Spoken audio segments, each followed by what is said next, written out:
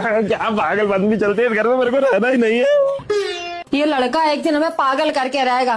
काहे आदि, अब तुम यहाँ मुंह फुला के लेट गए आके, अभी तुम वहाँ किचन में दुबई जाने की जिद कर रहे थे।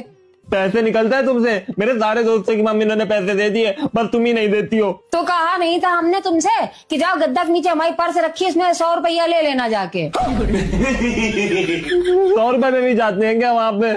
और क्या, 2-2.5 लाख रुपया लेके जाओगे? अब हमें जाना ही नहीं है, रखो अपने पैसे अपने पास। एक काम करते हैं, हम तीनों लोग चलते हैं, शाम तक घूम घाम के आ जाएंगे। हम नहीं ले जा पाएंगे भैया तुम्हें दुबई, हमें माफ करो। तो हम तुम्हारे भरोसे भी नहीं है, तुम नहीं ले जाओगे तो हम दुबई नहीं जा पाएंगे। दुबई कोई विदेश में नहीं है।